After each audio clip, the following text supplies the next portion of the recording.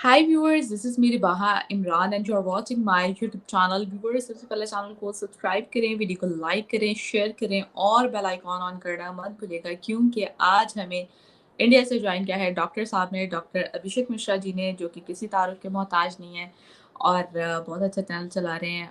और हाँ, आप इनके चैनल को भी सब्सक्राइब करें, हमारे चैनल को भी सब्सक्राइब करें। इस लाइव सेशन को जितना शेयर कर सकते हैं, इस वीडियो को जितना शेयर कर सकते हैं, आप लोग शेयर कर सकते हैं और करते रहें और इसी तरह सपोर्ट भी करते रहें। और अगर ज़्यादा दिल करे मुझे सपोर्ट करने का तो हमें सुपर चैट भी कर सकते हैं और उसके साथ हमारे चैनल की मेंबरशिप भी ले सकते हैं।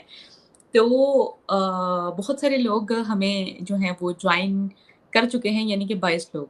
हमें बहुत ज़्यादा लगते हैं, ठीक है? आजकल जो चैनल के हालात मेरे चल रहे हैं, 22 लोग भी मैं कहती हूँ कि मेरी बात सुनने आ जाते हैं, उसके लिए बहुत-बहुत धन्यवाद आप लोगों का। तो सर, बहुत शुक्रिया कि आपने हमारे व्यूअर्स के लिए टाइम निकाला। धन्यवाद रिभा जी। और आपने बुलाया इसके लिए मैं आपका आभारी हूँ। और आप जब भी बुलाएंगी मैं बिल्कुल आऊँगा, क्योंकि आपने ही मुझे यूट्यूब पे दोबारा मौका दिया था अपने चैनल पे बुला के। ऐसे मत मुझे कहा करें, आप टैलेंटेड हैं और आपको लोग सुनने के लिए आते हैं और आपका चैनल आपकी वजह से चल रहा है, हमारी वजह से नहीं। और थैंक यू सो मच कि आप हमारे चैनल पर आते हैं हर शाम। और ये शाम जो है लोग आपकी बातों को बहुत ज़्यादा एंजॉय भी करते हैं, क्योंकि आपने मतलब एक एनालिसिस तो देते ही हैं, उसके साथ जो आप कॉमेडी शो शुरू कर देते हैं ना, वो भी बहुत अच्छा लगता है लोगों को। मुझे लगता है आपने इंडिया के कपिल शर्मा को पीछे छोड़ देना है। अगर मतलब आपको उस तरह का प्रोग्राम मिलता तो शायद आप उनको पीछे छोड़ चुके होते। तो नहीं, रिभा जी आप एक बहुत अच्छी मनुष्य हैं। आप एक बहुत अच्छी जिसे कह लीजिए कि आपका दिल बहुत अच्छा है, आपकी सोच मुझे बहुत अच्छी लगती है। मुझे पता आप एक बढ़िया मानव हैं, मनुष्य हैं, इंसान हैं।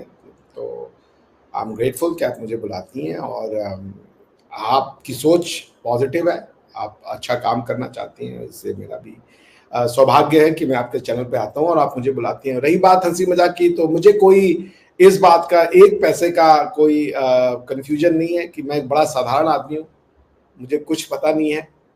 और जो भी बातें मैं बोलता हूँ, अगर दर्शकों को लगता है कि हाँ मैं अच्छी बोल रहा हूँ, तो उसके लिए मैं उनका आभार ही व्यक्त कर सकता हूँ। अदरवाइज मैं बड़ा ही साधारण सा इंसान हूँ। Just a commoner, a very common man, an ordinary man.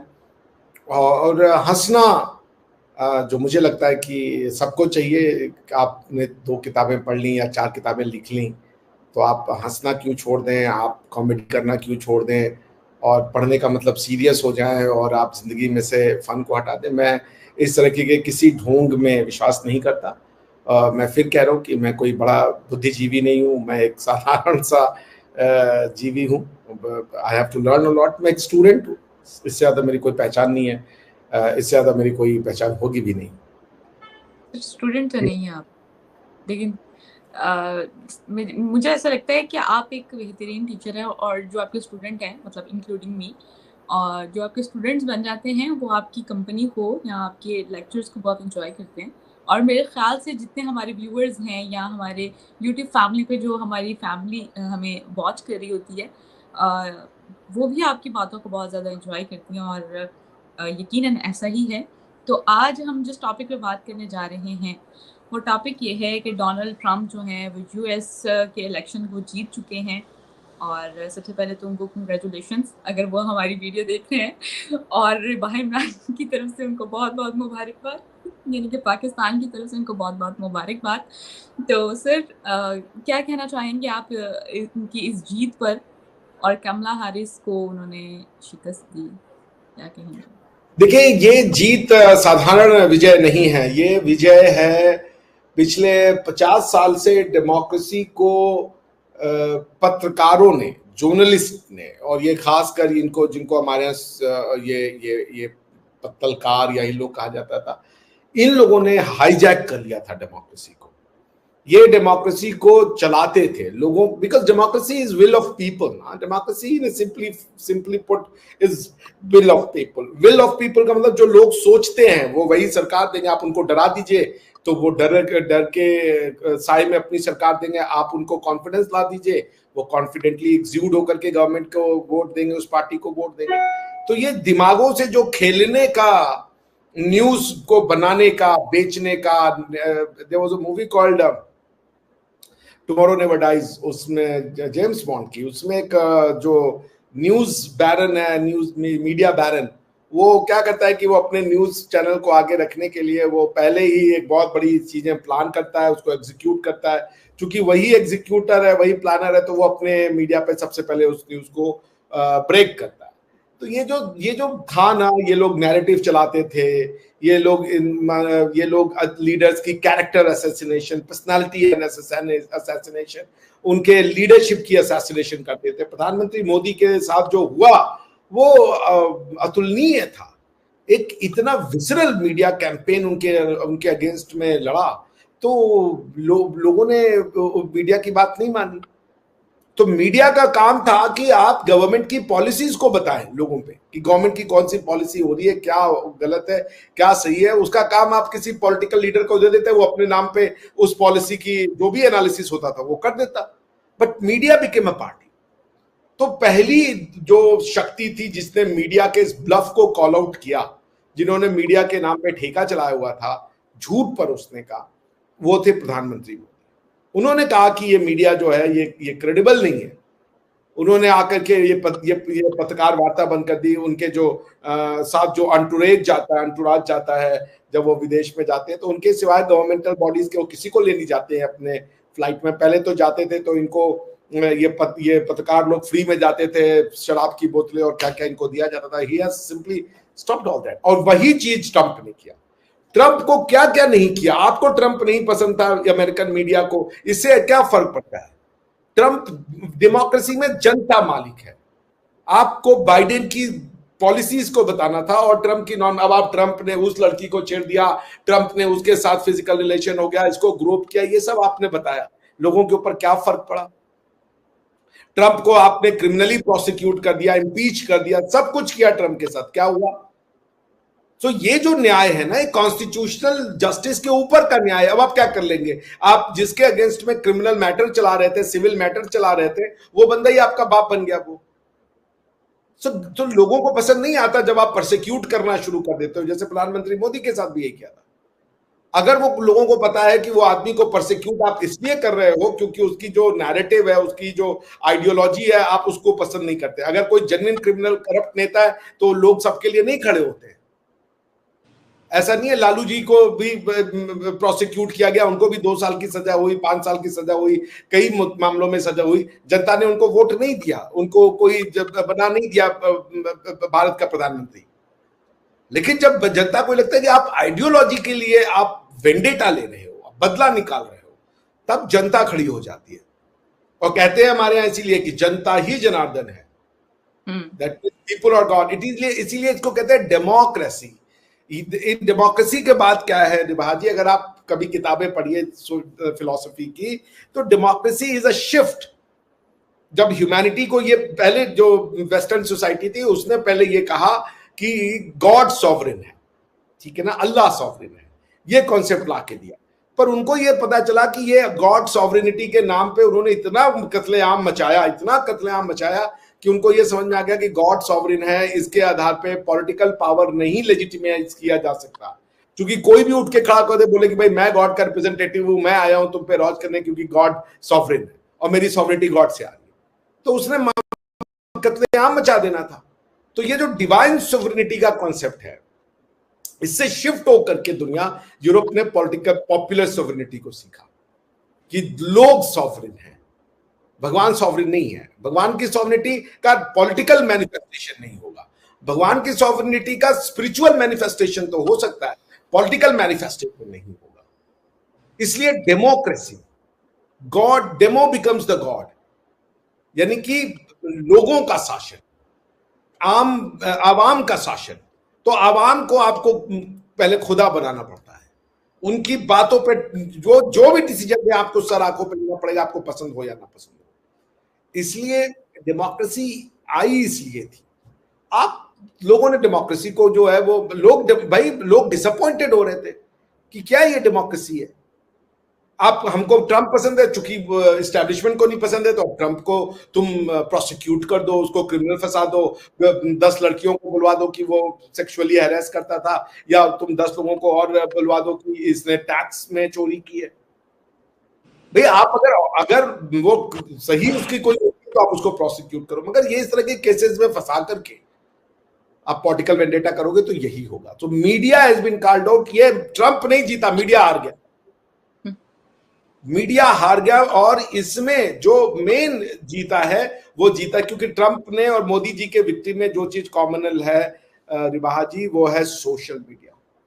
Trump जाके पॉडकास्ट वाले लोगों से बात करता रहा, आप जैसे लोगों से बातचीत करना शुरू किया, क्योंकि जैसे आप हैं, आज मुझे जो भी कहे कि मैं बहुत अच्छा बोलता हूं वो हूं, लेकिन आपने मुझे मौका नहीं दिया होता तो कोई मुझे मौका नहीं देता, ठीक है ना?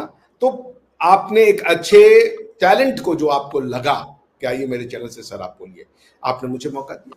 वरना मैं आपके चैनल पे आने से पहले मैंने कई लोगों को कांटेक्ट किया था, इंडिया में भी और इंडिया के बाहर भी, किसी ने मुझे वो नहीं लगाया, भाव नहीं दिया। जो सच है वो सच है। तो आज मेरी एक स्टैंडिंग है, आज मेरी एक पहचान है, आज क्योंकि मुझे अपने पहचान और ज्ञान पे पता था, मुझे पता था कि जो भी यूट्यूब पे बोल रहे हैं उनसे कहीं ज्यादा, क्योंकि मैं कोई पढ़ी हुई ज्ञान की बातें नहीं बताता। What I say is original and unheard of. I can claim to say many things जो कि पहले कभी नहीं बोला गया, क्योंकि I am good at that. तो इसलिए रिभा जी, ये जो पॉडकास्ट का आया है, अब आप यू कैन अनफिल्टर्ड आप अपनी ओपिनियन को रख सकते। पहले ये लोग क्या करते थे कि ये लोग जो है मैनिपुलेट कर लेते थे, आपकी बाइट चलाएंगे, उसको एडिट करके ये पार्ट रखेंगे, वो पार्ट नहीं रखेंगे। अब वो सब चला गया। तो यदि आप अपने जैसे आपका लोग जो भी मैंने कई बार पढ़ा है कि आप नहीं करंट का कंपेयर क्वेश्चन पूछती हैं, काउंटर क्वेश्चन, मुझे पता है कि जो आपके साथ हुआ आपको बहुत संभल के रहना पड़ता है, आपकी सिचुएशन लोग नहीं समझते, लेकिन जो आप ये कर रही हैं और जो आपका नेचर है, आपने कभी भी, आपके ऊपर इतना खतरा होने के बाद भी आपने मेरे एक शब्द को आज तक एडिट नहीं किया। तो ये बताता है कि आपका दिल कितना साफ है, आपकी सोच कितनी साफ है। तो रिभा जी, आप जैसे, मैं तो दिल से चाहूंगा कि आप जैसे लोगों का चैनल बहुत फले फूले, क्योंकि आपकी जो सिंप्लिसिटी है यही आपकी सच्चाई है। जो अगर आप बहुत चालू बन जाएंगे ना, बहुत ज्यादा आप ज्ञान दिखाने लगेंगे ना, तो आप चीजों को मैनिपुलेट करने पड़ते हैं, आप अपने आप को दुनिया का बाप समझने लगते हो, क्योंकि मेरे पास ज्ञान है, बाकी के सब पास नहीं है। That's what makes you different. आपकी सिंप्लिसिटी, आपकी सच्चाई, और आपका, भाई आप प्रोफेशन हो, आपका काम ओपिनियन देना तो नहीं, आपका काम तो ओपिनियन को भेजना है सामने। बिल्कुल। You are supposed to provide a platform, और आप जेन्युइन लोगों को प्लेटफॉर्म देना, वो आपने किया। So you are for me much more a journalist, better journalist than others, जो कि अपने ओपिनियंस को वो दूसरे के ओपिनियन का बात बता रहे, वो आपकी प्रोफेशन का पार्ट नहीं है। कोई इंडिया के प्रो बोले, इंडिया के अगेंस्ट में बोले, आपका काम है प्लेटफॉर्म पे दे देना, जनता जज कर लेगी, व्यूअर्स जज कर लेंगे। That's why I love your platform. आपने कभी भी मुझसे ये नहीं कहा कि सर ये बोलिएगा, वो मत बोलिएगा। वरना मुझे, जब मैं न्यूज़पेपर के लिए लिखता था, जैसे कई ऑनलाइन, मैंने हफिंगटन पोस्ट के लिए लिखा, मैंने एबीपी के लिए लिखा, तो उसमें मुझे एक बार हफिंगटन पोस्ट ने कहा था कि आप ये लिखिए तो हम आपका पब्लिश करेंगे। 2 आर्टिकल मेरे पब्लिश हो चुके थे, उसके तीसरे पे उन्होंने कंडीशन लगा दी। मैंने नहीं लिखा उसके लिए, क्योंकि वो जो लिखवाना चाहते थे वो मेरे कन्विक्शन के बाहर था, मुझे नहीं पब्लिश किया गया कभी। This is why we need people like Ribaha Imran. जो आपने टैलेंट को मौका दिया, वो टैलेंट सामने आया और अब लोग उसको जज कर रहे हैं। इसलिए आपका काम भी नहीं है कि आप इंटेलेक्चुअलिज्म दिखाएं, आपका काम है कि आप मौका दें और सही विषयों को उठाएं बस।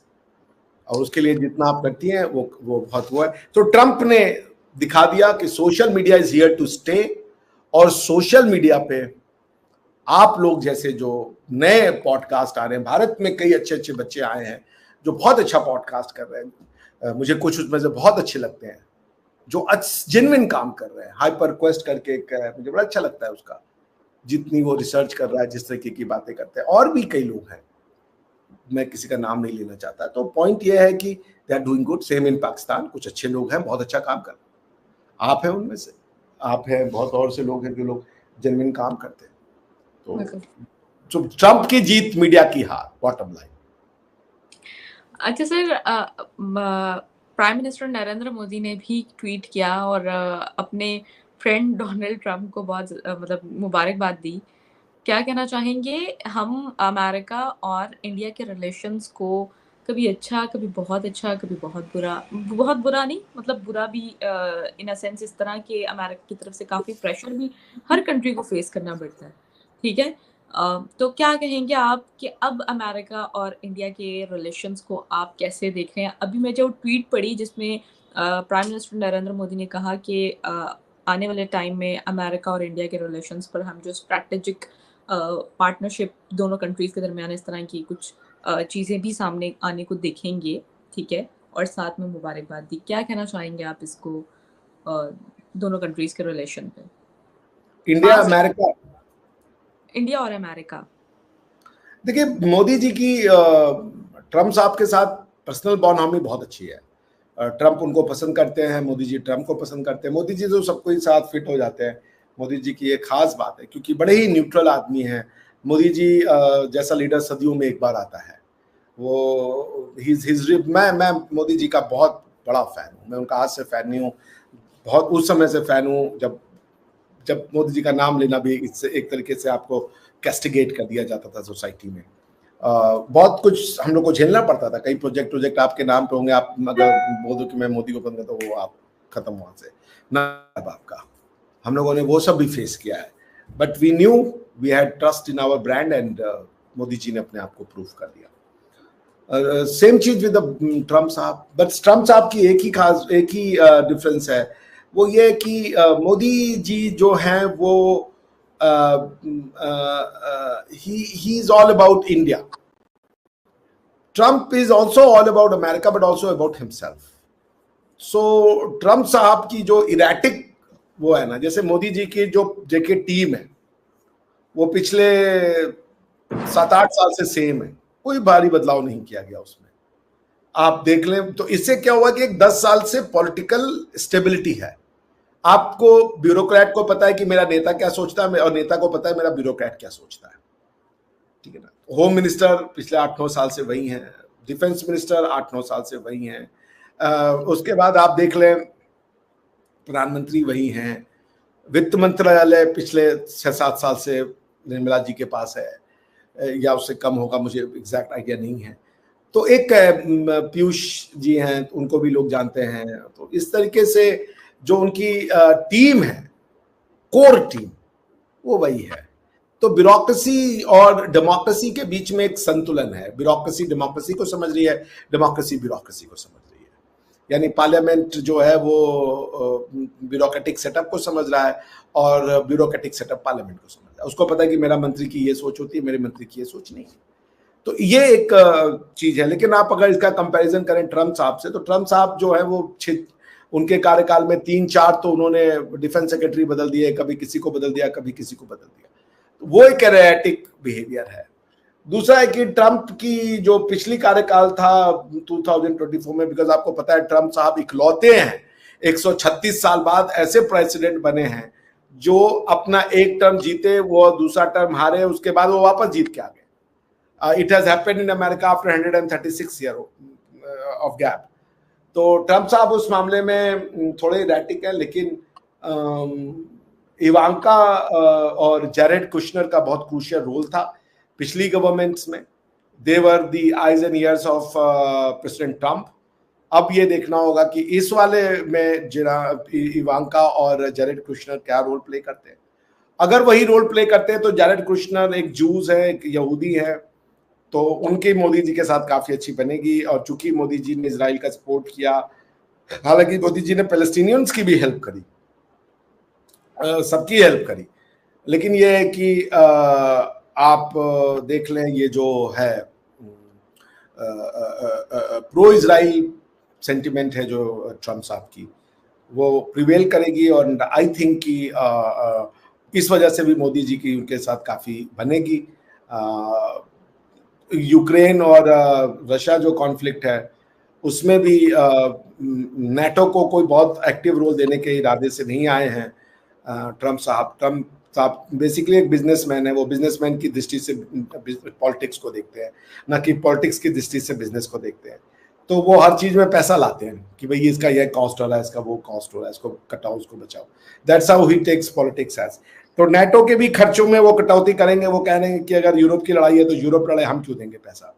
और उन्होंने कह भी दिया था पिछली बार जब वो गए थे जर्मनी, वहां पे उन्होंने खड़े होकर कहा था कि Europe should finance its own defence, Americans are not going to finance their defence. उसको देखते हुए फिर नेटो का इंटरवेंशन अगर कम हो जाता है यूक्रेन रशिया कॉन्फ्लिक्ट में तो बहुत फर्क पड़ेगा जो डायनामिक्स है। तो इसको देखते हुए यही कहा जा सकता है कि प्रधानमंत्री मोदी और ट्रम्प साहब काफी अच्छे से दे विल जेल अलोंग। मैंने अभी पढ़ा कि क्वाड की मीटिंग जो 2025 में होनी है वो इंडिया होस्ट कर रहा है और ट्रम्प साहब शायद उसमें आ रहे हैं। तो 2025 में ही ट्रम्प साहब अगर इंडिया आ जाएंगे तो बहुत बहुत अच्छी बात होगी, क्योंकि आपको पता होगा कि अपने पिछले कार्यकाल में भी वो लास्ट में, उनका कार्यकाल ऑलमोस्ट ओवर होने वाला था, तो अपने पूरे परिवार के साथ वो भारतवर्ष आए थे और काफी अच्छा वो रहा था। जी अच्छा सर, चलें ये तो हमने रिलेशन पर बात कर ली है, लेकिन अभी हमने उनकी स्पीच भी सुनी। आप उनकी स्पीच को, डोनाल्ड ट्रंप की स्पीच को लेकर आप क्या कहना चाहेंगे? और कुछ डिप्लोमेट्स ये भी कह रहे थे कि शेख हसीना, ठीक है, वो बांग्लादेश में वापस आती हुई नज़र आ रही हैं अगर ट्रंप आ गए तो। यानी कि इलेक्शंस तब पोलिंग स्टार्ट हुई थी और ये तब हम नहीं देख रहे थे, अभी रिजल्ट्स नहीं आए थे। तो आप इस पर क्या कहना चाहेंगे? इस पर बांग्लादेश पर क्या इम्पैक्ट पड़ेगा? और उन्होंने ट्रंप ने आने से पहले भी ये बात की थी कि जो डिस्क्रिमिनेशन हो रही है माइनॉरिटीज़ के साथ बांग्लादेश में, उस पर जो माइनॉरिटीज़ यानी कि हो गया हिंदू कम्युनिटी के साथ, वहाँ पर आपको पता है कि क्या चीज़ें चल रही थी, तो उस पर भी उन्होंने कहा कि आकर उस पर भी बड़ा गौर किया जाएगा। क्या कहेंगे आप इस पर? देखिए, बिल्कुल जो बांग्लादेश के हिंदुओं की दशा है वो ठीक। सर, मैं आपको इंटरप्ट कर रही हूँ। व्यूअर्स आपके सवाल भी हम सर से करेंगे। आप अभी हम कमेंट सेक्शन में जो लोग सवाल पूछ रहे हैं वो भी सर से डिस्कस होंगे, तो ये मत समझिएगा कि आज मैं कोई क्वेश्चन नहीं ले रही हूँ। लेकिन सबसे पहले हम सर का एनालिसिस ले लें, फिर उसके बाद आप क्वेश्चन पुट कर सकते हैं, वो हम सर से पूछेंगे। जी सर, कंटिन्यू करें। सॉरी जी, देखिए, बांग्लादेश में हिंदुओं की दशा ठीक नहीं है। वहाँ के जिहादियों ने तो टेक ओवर कर लिया है और दशा उनकी सोचनी है। तो अगर अमेरिका चाहेगा, क्योंकि इंडिया तो चाह रहा है, इंडिया अपने तरीके से बहुत कुछ कर रहा है, मगर अगर आप फाइनेंशियल असिस्टेंस उनको देते रहेंगे बांग्लादेश को, तो बांग्लादेश इस तरीके का नाटक जो है वो कर सकता है। बट बांग्लादेश की जो इकोनॉमी है वो बेसिकली एक्सपोर्ट डिपेंडेंट है, और स्पेशली ये एक्सपोर्ट जाते हैं एमएसपी स्टेटस के अंदर में यूरोप में और अमेरिका में। तो यदि उन एक्सपोर्ट के ऊपर प्रतिबंध लगाया जाए ह्यूमन राइट्स वायलेशन के नाम पे, तो बिल्कुल बांग्लादेश की और यूनुस की जो अकल है वो ठिकाने आ जाएगी। Because Yunus has been, I mean unexpectedly, उन्होंने तो ही has been worse than Idi Amin type का सिचुएशन है मोहम्मद यूनुस का इस समय। तो और ट्रम्प का ये पॉलिटिकल वादा है कि वो जो बांग्लादेश में हिंदुओं का नरसंहार हो रहा है उसके ऊपर वो कुछ करेंगे। तो इस अगर उन्होंने पॉलिटिकल प्रॉमिस किया है तो फिर ये जो है वो बहुत क्रिटिकल होगा, इंटरेस्टिंग होगा ये देखना कि वो हिंदुओं के लिए कितना करेंगे, उनके नरसंहार को रोकने के लिए वो क्या काम करते हैं। और मेरा तो ये मानना है कि बांग्लादेश में ये भारत को अपनी स्ट्रैटेजी को चेंज करना पड़ेगा। जो हिंदू इलाके हैं, टाइम हैज कम कि इंडिया उसको, जैसे डोनास्क और लुहांस्क का एरिया अपने कब्जे में ले लिया उसने, रशिया ने यूक्रेन से, बिकॉज वो रशियन स्पीकिंग था। I am of the opinion कि इंडिया को भी ले लेना चाहिए। अगर आप अपनी माइनॉरिटीज का देखभाल नहीं कर सकते और आप सिर्फ एक रिलीजियस परसिक्यूशन करेंगे, तो इंडिया शुड इंश्योर, बिकॉज अगर इंडिया नहीं तो हिंदुओं की बात कौन करेगा? कोई नहीं करेगा। इस पूरे इलाके में तो सब कोई एंटी हिंदू है। तो मुझे ये लगता है कि इंडिया को जाना चाहिए उन इलाकों में जो हिंदू डोमिनेटेड है, टेक देम ओवर। बाकी अपना जो इलाका, बिकॉज ये तो आ ही रहे इन्फिल्ट्रेट करके, रोहिंग्या आ गए, सब कोई आ गया। भारत को जब ये पॉपुलेट कर रहे हैं, आसाम का पॉपुलेशन, आज ही मैं सुना था हिमंता विश्व शर्मा साहब को, वो बता रहे थे कि जब 1947 था मुस्लिम्स वहाँ 14% थे, आज वहाँ 40% है। तो पॉइंट ये कि अगर मुस्लिम्स एसिमिलेट नहीं होना चाहते, वो कल्चर को एक्सेप्ट नहीं करना चाहते, वो सिर्फ अपनी कल्चर चलाना चाहते, किसी को मुस्लिम से प्रॉब्लम नहीं है। प्रॉब्लम ये है कि आपकी अनएक्सेप्टेंस जो है दूसरे कल्चर के प्रति, जो रिजेक्शन है दूसरे कल्चर का, वो तो ठीक नहीं है। तो उसको देखते हुए मुझे लगता है कि अगर ट्रम्प साहब चाहेंगे तो बिल्कुल बहुत बड़ा प्रभाव पड़ेगा यूनुस के ऊपर। अगर उन्होंने कह दिया कि आपका जो ट्रेड है इसको हम सैंक्शन करेंगे, then they will have to think a lot. जी। अच्छा सर, आपको क्या लगता है कि आने वाले टाइम में और क्या-क्या डील्स या और क्या-क्या चीजें सामने आ सकती हैं हमारे? अच्छा क्वेश्चन पूछा कि निखिल शर्मा साहब ने, what do you think about climate policy under Trump? I think ये एक बड़ा अच्छा प्रश्न है, क्योंकि क्लाइमेट को लेकर के Trump has been always sceptical, कि कई बार तो ये कहते हैं कि ये होक्स है, इसमें कोई रियलिटी नहीं है। उन्होंने कोप से भी वो पीछे हट गए थे, और कई बार चीजें हैं। तो क्लाइमेट पॉलिसी में अब यूएनएफसीसी यानी कि United nation framework convention on climate change, इसके अंतर्गत जो सीओपी होता है, कॉन्फ्रेंस ऑफ पार्टीज होती हैं, जो भी दुबई में हुआ था, उस पे अमेरिका की कितनी प्रतिबद्धता रहेगी, ये एक देखने वाली बात होगी कि क्या अमेरिका के ऊपर लगाए गए रिस्ट्रिक्शंस को ग्रीन हाउस गैसेस के एमिशन के रिलेटेड अमेरिका स्टिक करता है या नहीं, ये एक देखने की बात होगी। हालांकि मैंने इसकी कोई गहन अध्ययन नहीं किया, it's a matter of research, I would love to, कि इंडिया जो अमेरिका का जो अभी ग्रीन हाउस गैसेस का एमिशन है और उनकी जो कोटा अलॉट है उसमें वो ज्यादा कर रहे हैं, कम कर रहे हैं, वो कार्बन ट्रेडिंग कर रहे हैं या क्या कर रहे हैं, that I need to study first, क्योंकि कार्बन पॉलिसी है क्या। बट इसमें तो कोई शक नहीं कि अमेरिका और China, they are one of the, including European Union, one of the highest polluters हैं वो, क्योंकि कई कंट्री हैं वो तो अपना अलॉटेड कोटा का जो जीएसजी है वो भी एमिट नहीं कर पाती हैं, and that's hence the carbon trading. So I think Trump would not get in this climate का जंजाल, वो इकोनॉमिक्स को रोकेगा नहीं, बिकॉज क्लाइमेट चेंज को वो ऐसे समझते हैं कि this is an impediment to economic growth, और जो अभी one of the reasons behind the victory of Trump is कि लोगों को जो कॉस्ट ऑफ लिविंग थी वो इतनी बढ़ती जा रही थी, और ट्रम्प ने वादा किया था कि I will cut taxes, I will give them relief and all that.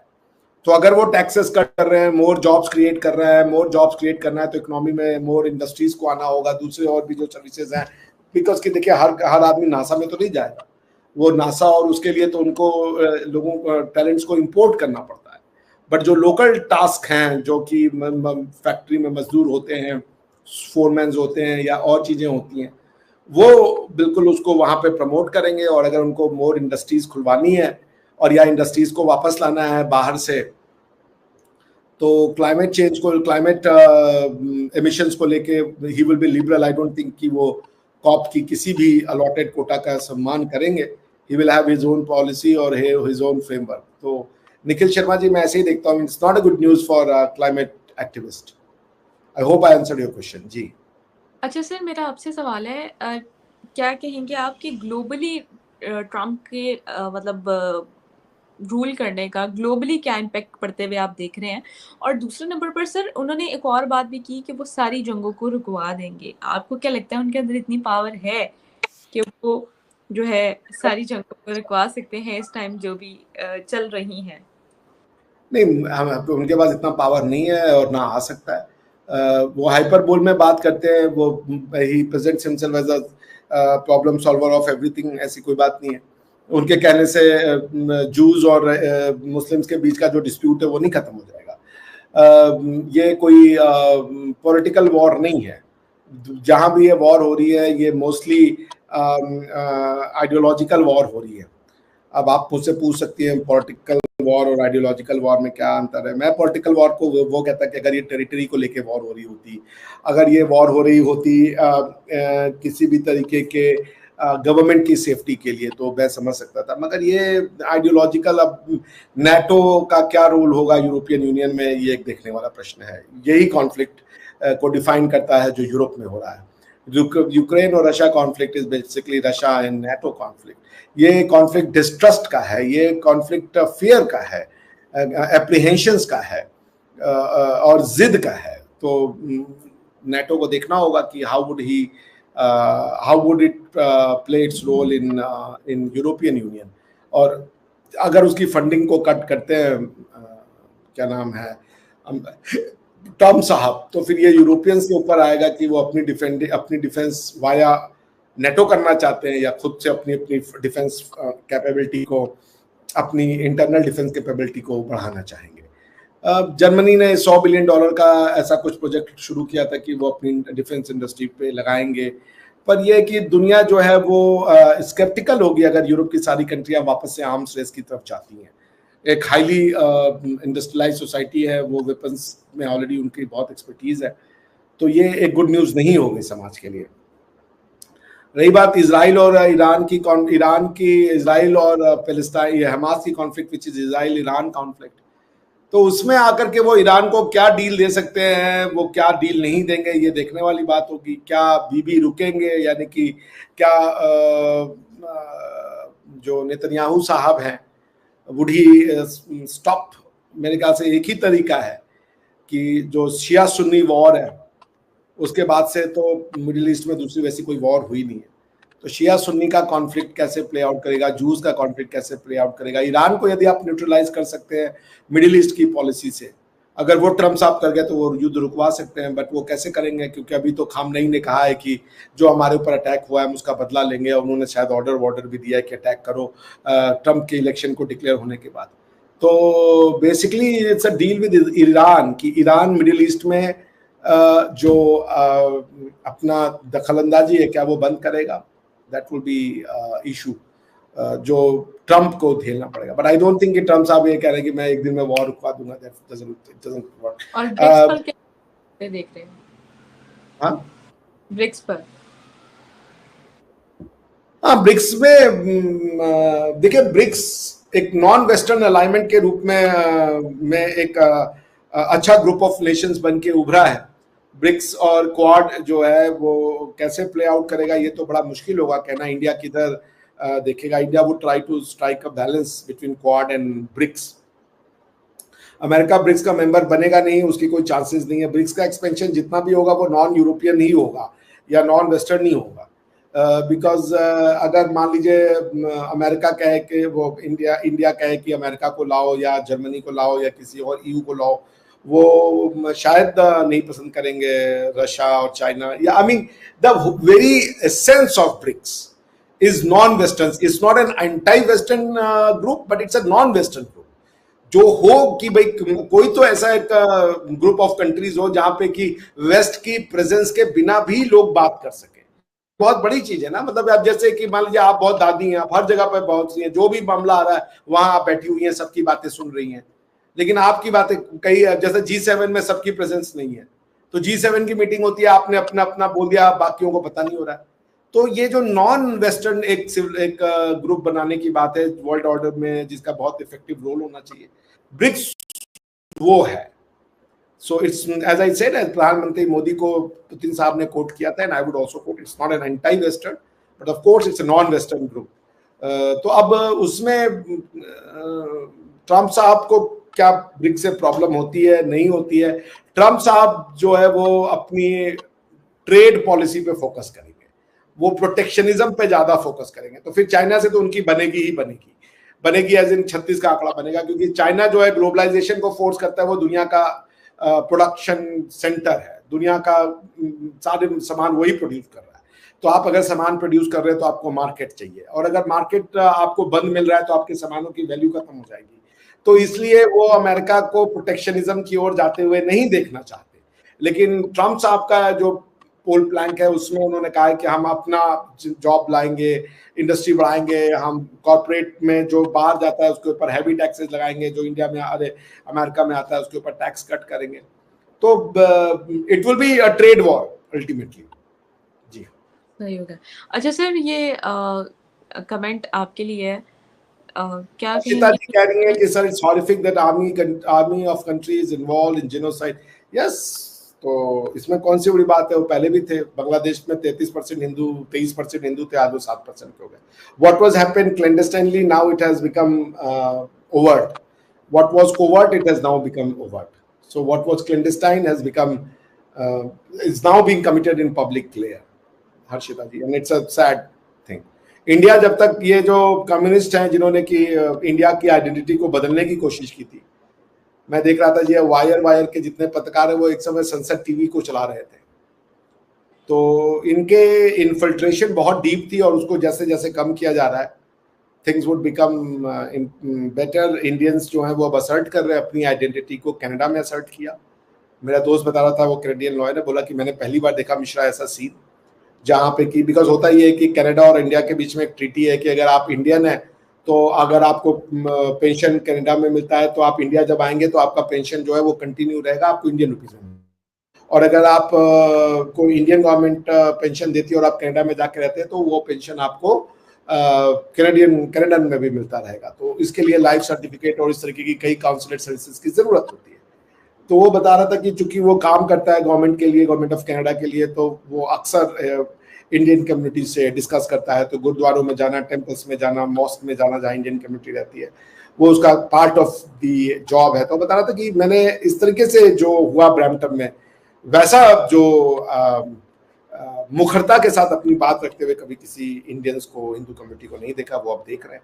And it's a welcoming change because of अब उसने जो मुझे बोला, बड़ी अच्छी बात बोली कि शायद ट्रूडो ने साइलेंटली एक काम ये किया कि पंजाब जो कि नेट प्रोवाइडर था ह्यूमन कैपिटल का, वो उन्होंने काटा और धीरे धीरे हरियाणा, दिल्ली और इधर तेलुगु और ये बच्चे जो थे हमारे रेस्ट ऑफ इंडिया के, उसको प्रमोट करना शुरू किया। तो उससे क्या हुआ, एक काउंटर बैलेंस हो गया। तो अगर आप खालिस्तानी एक्स नंबर हैं तो वहां पे उतने ही जो है वो प्रो इंडिया जो है वो हिंदूज और दूसरे लोग भी हैं, तेलुगु है, तमिल है, इंडियन है, तो ये हरियाणवी है, and they are now taking them on. जी, निखिल जी पूछ रहे, what do you think about Trump approach to reduce income tax to zero and increasing tariffs on imports? देखिए, मैं इनकम टैक्स की उनकी पॉलिसी के बारे में तो नहीं जानता। अगर वो ऐसा प्रॉमिस कर रहे हैं, that will B an interesting development कि इनकम टैक्स को जीरो करके और गवर्नमेंट जो है कैसे अपना लोगों के हाथ में पैसा देती है। Because there are two theories कि इनकम टैक्स होनी चाहिए या नहीं होना चाहिए। इंडिया में भी इनकम टैक्स तो मुश्किल से 10-15 या 7-8% लोग ही देते। मेरी हो सकता है स्टैटिस्टिकल फैक्ट्स इधर उधर हो, बहुत ज्यादा परसेंटेज लोग, शायद 4-5% ही लोग जो है वो इनकम टैक्स देते हैं। बाकी लोग इनकम टैक्स नहीं देते हैं, वो किसी भी तरीके के दूसरे टैक्स को, इनडायरेक्ट टैक्सेस से ज्यादा गवर्नमेंट इनकम करती है। तो अगर आप हटा देते हैं इनकम टैक्स तो फिर ये है कि वो जो, जैसा मेरी है सैलरी से, आप अगर मान लीजिए 5 लाख रुपए मुझसे गवर्नमेंट सालाना टैक्स ले रही है, वो मुझसे नहीं मिलेंगे तो फिर वो 5 लाख मुझसे वो कैसे लेगा? तो फिर यही है कि आप जो आप खर्च कर रहे हो उस खर्चे पे फिर वो टैक्स लगाएंगे नए नए तरीके के, बिकॉज की गवर्नमेंट को बैलेंस तो करना होगा। They will not let go that income that easily. Government के लिए तो बैठे बैठे पैसा मिल जाता है 5 लाख रुपए। अगर मुझसे 5 लाख रुपए मिल रहे हैं और अगर मान लीजिए 5% इंडियन पॉपुलेशन है जो कि इनकम टैक्स देती है, ऑन एवरेज 5 लाख रुपए मान लें अगर हम, तो आप समझ लीजिए कि 5% इंडियन पॉपुलेशन का मतलब है कि अगर हम 1.4 करोड़ भी ले लें, 140 करोड़ भी ले लें, तो 140 करोड़ का 10% होता है 14 करोड़, 7%, 5% हो गया 7 करोड़। तो 7 करोड़ में आप अगर 5 लाख से मल्टीप्लाई कीजिएगा तो 35 लाख करोड़ रुपए हो गए। वो कौन छोड़ता है? जो मेरी अंडरस्टैंडिंग, अगर इससे कम भी हो सकता है, 3.5 लाख, 3 लाख भी हो सकता है। तो अगर आपको 20-22 लाख करोड़ मिल रहा है तो it's a big money. Government should not, मेरा मैथमेटिकल कैलकुलेशन हो सकता है इधर उधर हो, लेकिन ये कि it's a huge money, government would not let go that easy. तो इनकम टैक्स जीरो करके वो कैसे ऑल्टरनेटिवली गवर्नमेंट का इनकम बढ़ाएंगे, मुझे नहीं पता उसका। आई am not a tax expert on that front. दूसरी बात आपने जो पूछी निखिल जी का सवाल का दूसरा क्या था, फिर से लाना तो उसको, दूसरा एंड मैं भूल गया। आपने पूछा टैरिफ के बारे में पूछा, तो टैरिफ तो वो बढ़ाएंगे, टैरिफ वो बढ़ाएंगे बिकॉज जॉब क्रिएट करना। देखिए, अमेरिकन ने उनको वोट दिया बिकॉज अमेरिकन की कॉस्ट ऑफ लिविंग बहुत प्रॉब्लमेटिक हो चुकी है। कनाडा में लोग रो रहे हैं, नहीं जिया जा रहा है। मैं जर्मनी में था, मेरे फ्रेंड्स थे जो, जर्मनी एक रिच कंट्री है लेकिन कॉस्ट ऑफ लिविंग इतनी ज्यादा है कि आप सोच नहीं सकते कि वो इतना घंटा मेहनत करते हैं उसके बाद भी उनके बिल्स पूरे नहीं होते। तो कॉस्ट ऑफ लिविंग और जो क्वालिटी लाइफ है उसके बीच में, ठीक है क्वालिटी लाइफ मिल रही है, but let me live the life. मेरे पास सेविंग ही नहीं है कुछ। प्लस आपने इमिग्रेशन करवा दी है, तो अब वो लोग जो है वो एक वर्कफोर्स में चैलेंज हो गया कि कितनी जॉब अवेलेबल है।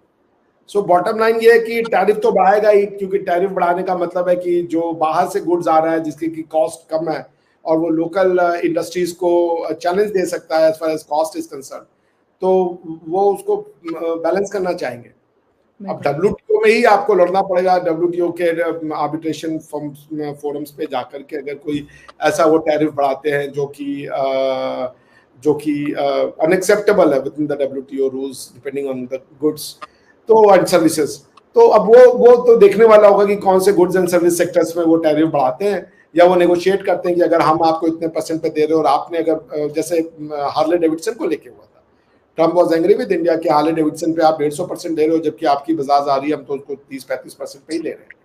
तो इस तरीके का हुआ था इश्यूज, तो वो देखना होगा कि ये टैरिफ गेम कैसे प्ले आउट करता है, सब्सिडी कैसे प्ले आउट करती है। सब्सिडी को लेकर भी बड़ी लड़ाई चलेगी, क्योंकि आप अगर एग्रीकल्चर प्रोडक्ट को सब्सिडाइज करते हो, अमेरिका चाहता है कि उसके एग्रीकल्चर प्रोडक्ट दूसरे मार्केट में जाएं और इंडिया जैसी कंट्रियां नहीं चाहती हैं, तो टैरिफ गेम तो चलेगा।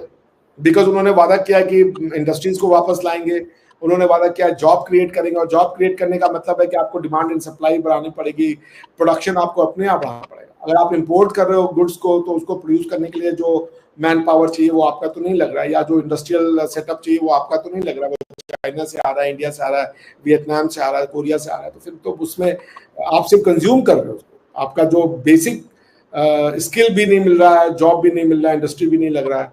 तो फिर अगर वो गुड्स मार्केट में अवेलेबल हैं और वो गुड्स आप इंडिया में अमेरिका में बनाना चाहते हो और इंडस्ट्री लगाना चाहते हो, तो फिर आपको एक ही तरीका है कि वो गुड्स जो है वो अमेरिकन मार्केट में आकर के जो अमेरिकन प्रोड्यूस गुड्स हैं उसको वो इररिलेवेंट ना बनाते बिकॉज ऑफ द कॉस्ट।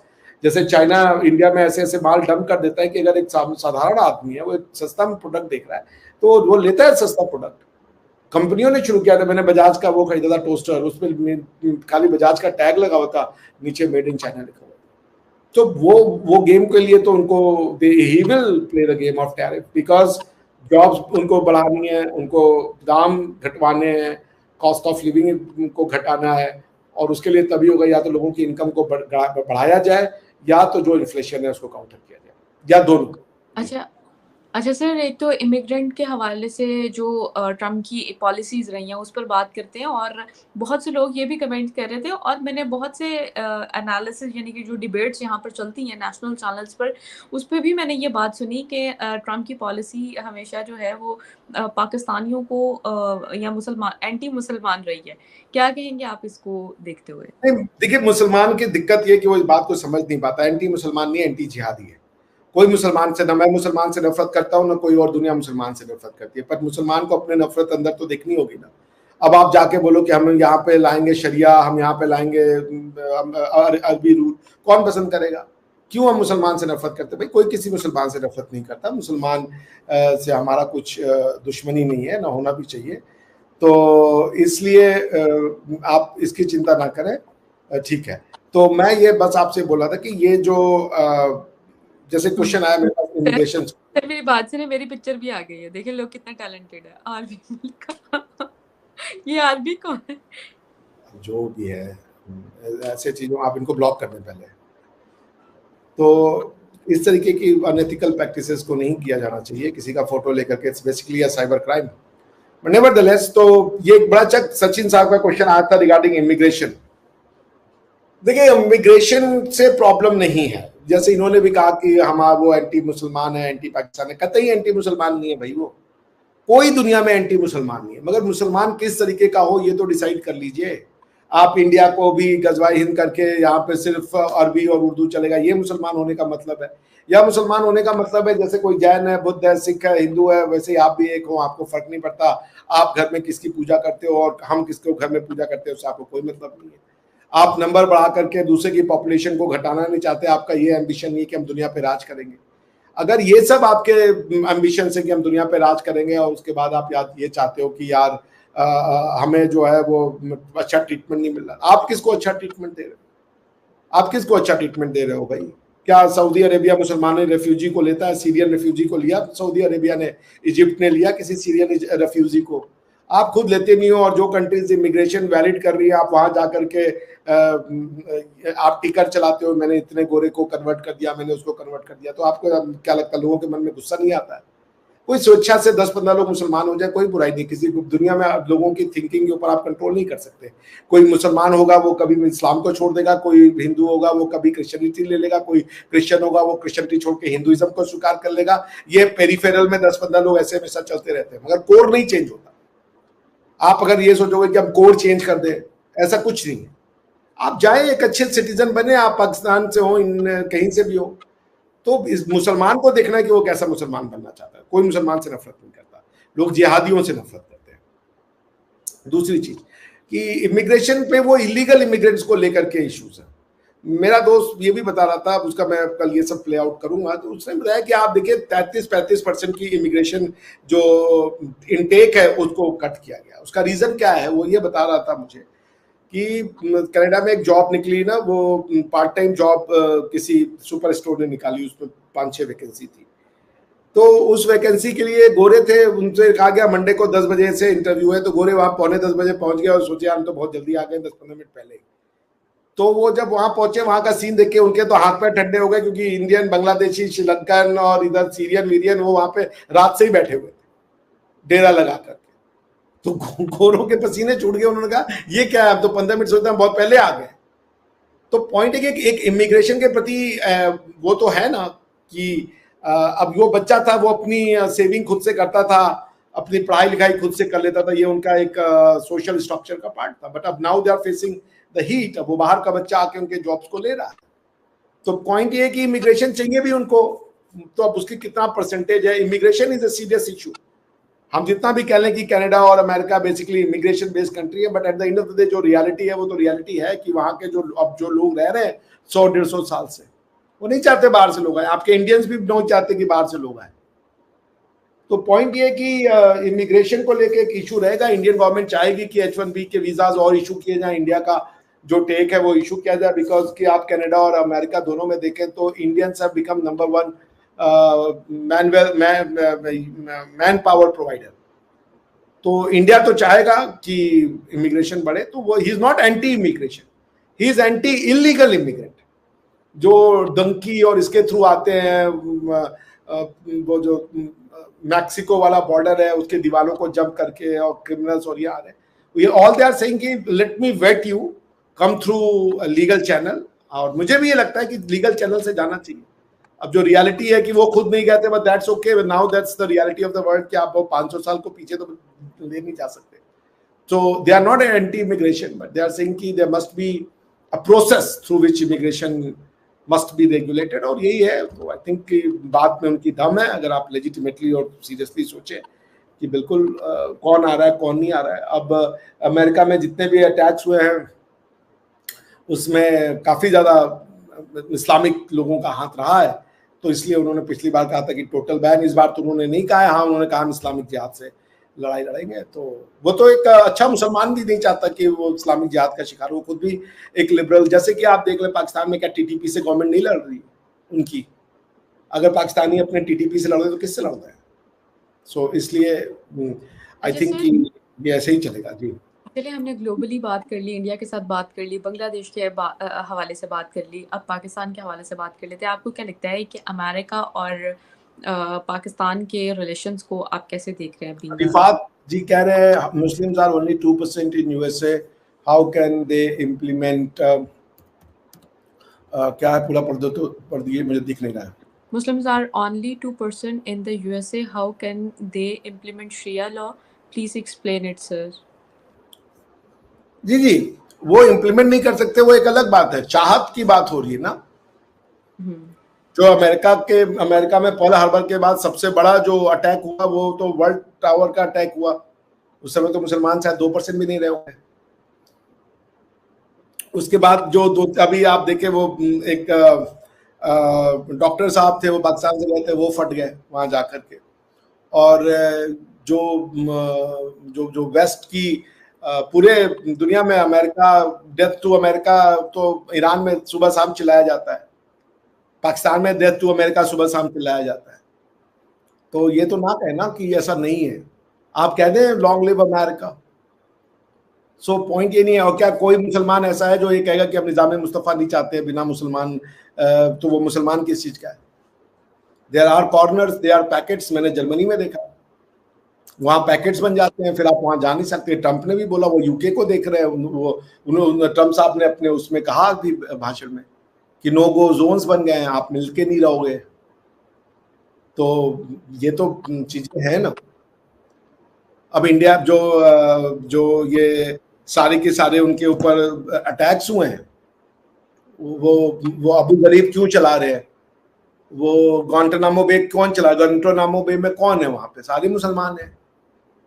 ग्वांटानामो बे में जिनको पकड़ के रख रखा है वो कौन चला रहा है? ये जो वॉर ऑन टेरर था, उस वॉर ऑन टेरर का मतलब वॉर ऑन जिहाद था। तो पॉइंट ये कि अमेरिकन या दुनिया के कोई मुसलमान से नफरत नहीं करता, बट ये माइंडसेट कि हमें लीगल पावर चाहिए, हमें पॉलिटिकल पावर चाहिए।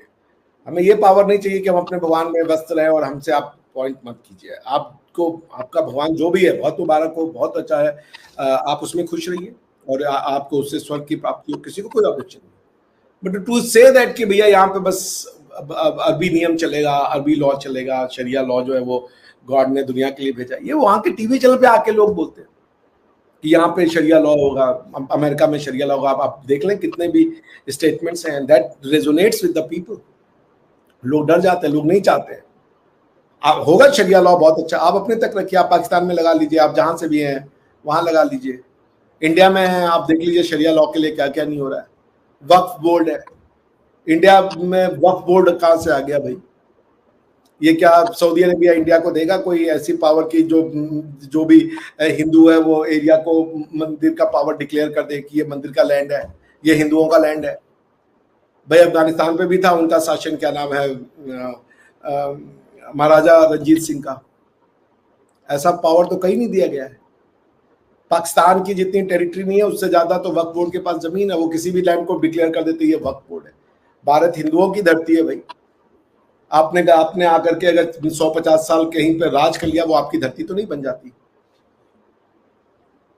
तो पॉइंट ये कि ऐसे कुछ चीजें हैं, आपको कोई मुसलमान बनने से नहीं रोक रहा, मगर ये जो लीगल सिस्टम आपको चाहिए वो एक परेशानी का घर है। अगर आप दूसरों को नहीं समझ रहे हैं तो फिर इसका कोई सोल्यूशन ही नहीं है। अगर आप नहीं समझ रहे कि पीपल आर अफ्रेड, और उस डर को आप इस्लामोफोबिया कहते हैं कि या तो मेरे अंदर में आ जाओ, नहीं तो अगर हमसे डरोगे तो हम इस्लामोफोबिया कहेंगे उसको। ये आपकी मर्जी से जी। अच्छा सर, आपको क्या लगता है कि इस यानी कि जो ट्रम्प की गवर्नमेंट आई है, इससे इंडिया पाकिस्तान के रिलेशन पॉजिटिव वे में आगे जा सकेंगे? बिल्कुल। जाने कोई निगेटिव होने का, मैंने कहा ट्रेड वॉर होगी, उसके लिए इंडिया को तैयार रहना चाहिए। तो पिछली बार तो सरप्राइज किया, तो उन्होंने दो में हमें जैसे उन्होंने हमें डेवलपिंग कंट्री के स्टेटस से निकाल के डेवलप्ड कंट्री में डाल दिया था। तो बहुत सारे जो बेनिफिट होते थे डेवलपिंग कंट्री के ट्रेड रूल्स में, जो बेनिफिट मिलते थे वो सब हटा दिए गए थे। इसलिए ऐसा नहीं है कि बहुत अच्छे रिलेशनशिप ही रहेंगे, ट्रेड में प्रॉब्लम होगी इंडिया को। And how it will be sorted out, that will be something that we can only wait to unfold. जी। अच्छा सर, अब मुझे ये बताइए, आपका जो पिछला चैनल था तक्षशिला विधि टॉक्स के नाम से, अभिषेक मिश्रा तक्षशिला विधि टॉक्स, सर क्या सोच के आपने रखा था, मुझे ये बताएं। मैं आचार्य चाणक्य से बहुत प्रभावित रहा अपने बचपन से, और टीवी पे दूरदर्शन पे चाणक्य करके सीरियल आता था, मैं उसको देखता था। तो हमारी यूनिवर्सिटी, चूंकि ये जो कम्युनिस्ट और नेहरूवियन पॉलिसी है, इसने भारत से भारतीयता छीन ली है और बहुत झूठ पढ़ा दिया हमारे स्कूल कॉलेजेस में। तो एक बच्चा जो है वो अपने इतिहास को जानना चाहता है। जैसे आप मुसलमान होंगी तो आपको अपने इस्लाम के बारे में जानना, क्या लिखा है कुरानों में, हदीसों में, ये आपका मन करेगा, कौन थे हमारे हिस्ट्री एंसेस्टर, ये आपकी इच्छा करेगी। वो बड़ा नेचुरल सा चीज हो जाता है। सिमिलरली एज एन इंडियन मुझे बहुत क्यूरियोसिटी थी क्या है तक्षशिला। मुझे ये भी नहीं पता था कि तक्षशिला आज की डेट में पाकिस्तान में है। तो फिर मुझे पता चला कि दुनिया की जो सबसे ओल्डेस्ट यूनिवर्सिटीज हैं उसमें से एक तक्षशिला था। वहाँ पे ज्ञान की गंगा बहती थी, वहाँ पे बहुत ज्ञानी लोग थे। और जो आप जिसे इलीगल इमिग्रेंट्स कहती हैं, उसको हमारे यहाँ संस्कृत में मलक्ष कहा जाता है। जो आज यूएस लड़ाई लड़ रहा है कि हम इलीगल इमिग्रेंट नहीं आने देंगे, वही लड़ाई आचार्य चाणक्य ने लड़ी थी जब अलेक्जेंडर भारत की बॉर्डर की ओर आ गया था। तो जब हम मलिक कहते थे तो मलिक चीनी को कहते थे। जैसे आप है, जब आपने अफगानियों को कहा कि आप हमारी टेरिटरी से चले जाओ, रेफ्यूजीज को आपने जो है रातों रात बड़ा बाहर करा दिया, तो अफगानी आपके लिए मलिक हो गए थे कि आप उनको अपने टेरिटरी में नहीं एक्सेप्ट कर रहे थे। So ये illegal immigrant is an appropriate word to explain the concept that the Acharya Chanakya was और उस समय के जो contemporary Indian authors ने लिखा मलिक outsiders, और जो outsiders दुनिया को convert करना चाहते थे उन्होंने इस word को जो है वो एक equivalent बना दिया word of कुफ्फार या कोई abusive, ऐसा word नहीं होता था। Malik was simply the one who is not from this land, who has come from outside। कोई भी देश है वो अपने लोगों की काउंटिंग तो रखेगा ना कि कौन हमारे हैं कौन हमारे नहीं है, and that was basically the Malik. So we are basically fighting the war of,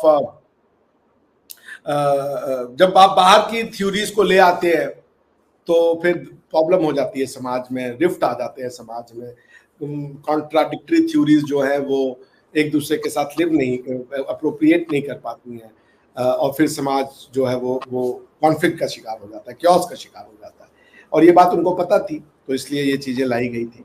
so this is America की फीलिंग्स को हम समझते हैं, हम ब्रिटेन की फीलिंग को समझते हैं। आज ब्रिटेन क्यों आया हुआ है सड़कों पे, क्यों वो आकर के कह रहा है गेट आउट ऑफ, बिकॉज कि लोग अपने आप जाएं कहीं रहें मगर उनके जैसा बन के रहें ना। आप इंडिया में आओगे मुगल बनोगे और यहाँ की कोर्ट की लैंग्वेज आप फारसी डिक्लेयर कर दोगे, अरे संस्कृत में क्या बुराई थी? अगर रूल करना था तो लोगों का बन के रूल करते। अब लोगों के मंदिरों को तोड़ने का क्या तुक था? उनकी लड़कियों को डेमास्कस के बाजार में बेचने का क्या जरूरत है, या बाहर बेचने की क्या जरूरत थी? अपना बन के रूल कर सकते थे। So this is something that is the problem कि आप जब आते हैं तो आप क्राइम ना करें, आप हम में से मिल के रहें, हमारी सोसाइटी के नॉर्म्स को एक्सेप्ट करें। गलत या सही हमारे नॉर्म्स हैं, आपको नहीं अच्छे लगते हैं आप चले जाएं। जी अच्छा सर, डेमोक्रेसी को ट्रम्प के आने के बाद अमेरिका में कैसे देख रहे हैं? देखिए डेमोक्रेसी क्या होती है भाई, डेमोक्रेसी को आप लोगों ने कुछ बहुत जबरदस्त चीज बना दी है। देखिए डेमोक्रेसी के दो पार्ट हैं, एक स्ट्रक्चरल डेमोक्रेसी होती है और एक जिसे समझ लीजिए content, form of democracy and content of democracy. Content of democracy का मतलब है कि पीपल आर फ्री। आप जब आपका सोसाइटी इतना फ्री हो, जैसे हमारे यहाँ है, आप हिंदू हैं, मुस्लिम हैं, सिख हैं, ईसाई हैं, पारसी हैं, किसी को फर्क नहीं पड़ता, ठीक है ना। उससे आपके घर में कोई आपसे इसलिए दोस्ती नहीं तोड़ देगा कि आपके फलाना रिलीजन है या फलाना ये, लोग बॉदर भी नहीं करते हैं। शाहरुख खान एक हिंदू लड़की से शादी करके वो आज सुपरस्टार बने हुए, तो क्या ये शाहरुख खान की मानता है? जी नहीं, ये यहाँ के लोगों की मानता है। क्या पाकिस्तान में कोई एक हिंदू जो है एक मुस्लिम लड़की से शादी करके और ये भी ताल ठोक के कहे कि I am a proud Hindu, क्या पाकिस्तानी समाज उसको एक्सेप्ट कर लेगा? नहीं कर पाएगा। सो इसलिए आपको ये समझना पड़ेगा कि ये जो रिलेशनशिप है ये वैसे ही रहेगा, it will be good flourishing relationship, और तो कुछ मुझे नहीं दिखता। अच्छा, 160 से ज़्यादा लोगों ने हमें इस लाइव सेशन में ज्वाइन किया हुआ था, जिसमें से सिर्फ 115 लोगों ने वीडियो को लाइक किया है। भाई वीडियो को ज़्यादा से ज़्यादा लाइक कीजिए। रितेश जी कह रहे हैं America has two party system, Mishra ji why don't they? नहीं, there are many other parties, I don't think कि सिर्फ दो ही पार्टी, हालांकि ये मैंने इस पे कभी ध्यान नहीं दिया, मगर मेरे ख्याल से उनके यहाँ पे अगर मैं गूगल पे देख के बताऊं,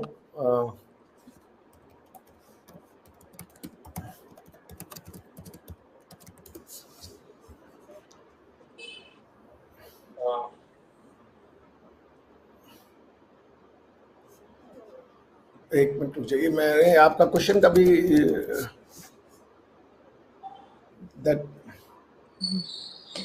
फिर पूरा प्रोग्राम हमने कर लिया अंकुर जी। अब आए और ग्रीन पार्टी है, लिबर्टेरियंस है, कॉन्स्टिट्यूशनल पार्टीज हैं, तो ऐसा नहीं है कि नहीं है, हैं, बट लोग उनको वोट नहीं देते ज्यादातर, इंडियंस की तरह नहीं है, तो इसलिए आप ये कह सकते हैं कि it is how it is. तो बात जी हमने पूरा प्रोग्राम कर लिया है कि ट्रम्प जो है वो विन कर गया है, और अंकुर जी कमेंट्स के वीडियो जब हम एंड करने लगे तब एंड पे आके मुझे बता रहे हैं कि ट्रम्प फोन पे पहा। अंकुर जी आपका बहुत बहुत धन्यवाद। सर आपका क्या आपने मुझे बताया कि ट्रम्प जीत गए। सर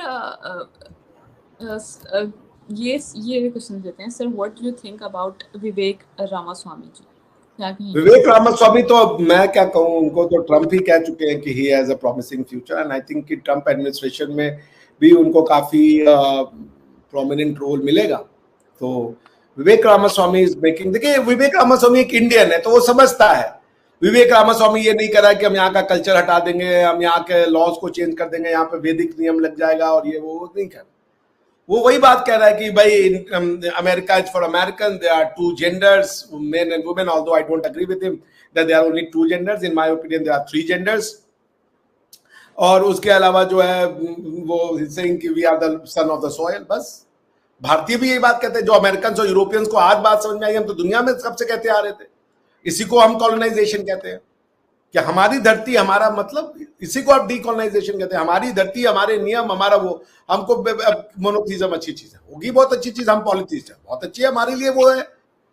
ये आपको नहीं पसंद है, आपकी प्रॉब्लम है, तो सबको सबका घर दे दिया गया है कि भाई आप अपने घर में अपने हिसाब, अपनी मान्यता को हिसाब से रहे।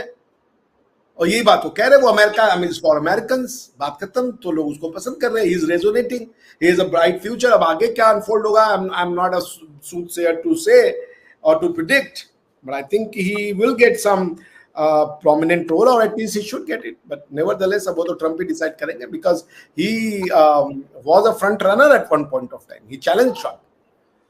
तो but यही है कि again he was a Hindu and he was a man of color, तो उनको पीछे हटना पड़ा। And I guess Trump wanted to win.